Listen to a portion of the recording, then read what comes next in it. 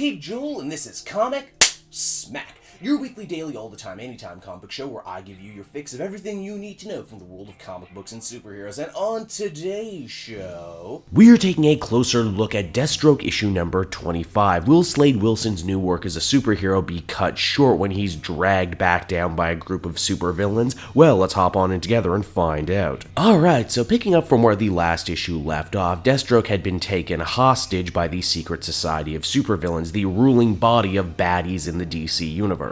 You know, they're like a labor union, only I'm sure they kill way more people than your average labor union. To keep the man known as the Terminator docile, the Society has been loading him up with, I kid you not, drain cleaner in very small amounts to try and mess with his healing factor. Ouch. Also, that's gotta be a lot of drain cleaner. I would hate to be the intern they sent to buy all of that. Now, the inciting incident for why Deathstroke has been brought up on disciplinary charges by the Society has to do with Deadline, a D-list assassin who Deathstroke interfered with in a major hit operation, costing him money as well as his favorite super weapon and, oh yeah, his arm too, he cut that off. But the real reason, as we find out via Vandal Savage, that they've brought Deathstroke here right now is because of his recent good guy actions. You see, bad guys turning over a new leaf is starting to be a real problem for the Secret Society this year. First there was Lex Luthor, then there was Killer Frost, who is also here in this issue. For some reason, she admits she's been working with Batman in the Justice League of America, but the Society called her here and they're just kinda cool with that for whatever reason. Edward Nygma, the Riddler, decides to act as Deathstroke's advocate, only instead of trying to defend his actions by saying that he would never turn on the Secret Society or their, well, secrets, he's instead opted to go full Al Pacino and say he's gonna put the whole system on trial, man. They're gonna get to the bottom of what actually constitutes evil, man. And for that, we're treated to a series of flashbacks. A lot of it's material that's already been covered early on in the book, like how Slade went rogue in Bosnia, how he won his trademark sword, how he started calling himself Deathstroke, how he started running black bag operations for the government. A lot of this was morally dubious, but none of it was exactly evil. Nygma argues that Slade Wilson didn't really turn a corner into full-on supervillainy until his first son was killed as reprisal for something he had done. And from there, you all pretty much know the rest of the story. His wife shoots his eye out and it doesn't grow back despite the fact that he has a healing factor. His other living son dies in a fight with the Teen Titans, which causes him to swear a blood oath to destroy them. And then a bunch of stuff happens in between there and now. Deathstroke decides he's had it right up to here with reminiscing and opts to escape. Of course, when he does so, he still has to combat about 5 of the DC Universe's most powerful supervillains, including speedsters, super psychics, not to mention literal freaking immortals, and he manages to defeat them all very easily. You know what, at first I was actually going to get very mad about this, but we eventually discovered that none of the fight was actually real and that this entire trial has been happening inside Slade's own mind thanks to the psychic powers of Hector Hammond. This was also a test by the Secret Society, trying to prove beyond the shadow of a doubt that if Deathstroke had the opportunity to kill everyone and escape, he absolutely would at the drop of a hat. Riddler says that this proves once and for all that he is evil and as such is trustworthy within the ranks of the Society, but it doesn't end there. All the other members begin to argue about their own personal definitions of evil.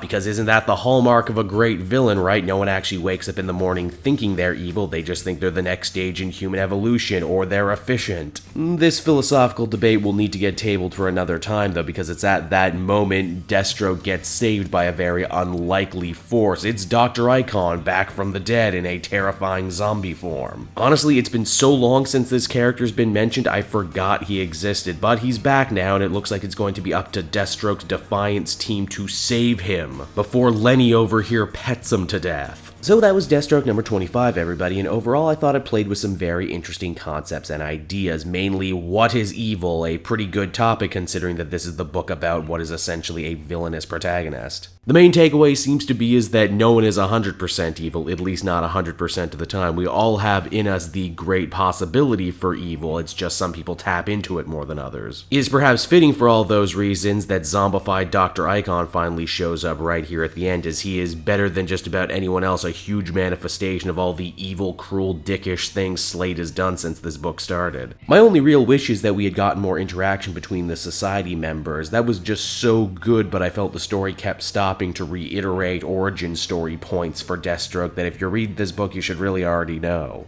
Ultimately, though, I'd feel comfortable giving this one a 7.5 out of 10. It was enjoyable, and I'm really interested to see how this arc ends up tying up. So that's Deathstroke, everybody. I hope you enjoyed it, and as always, why not check out some of the other videos available on my channel. Then you can follow me on Twitter at CapeJoel, so you're always up to date on what I got coming out next. And hey, with the holidays coming up, if you want to buy this or any other book in trade, please check out my book depository link down in the description. Not only will you save a bundle by not paying for shipping, but everything you buy via that link goes to support me and the channel. So you win, I win, everybody wins, right? And until next time, this has been CapeJoel. Thank you so much for watching, and I'll see you all again later. Bye-bye.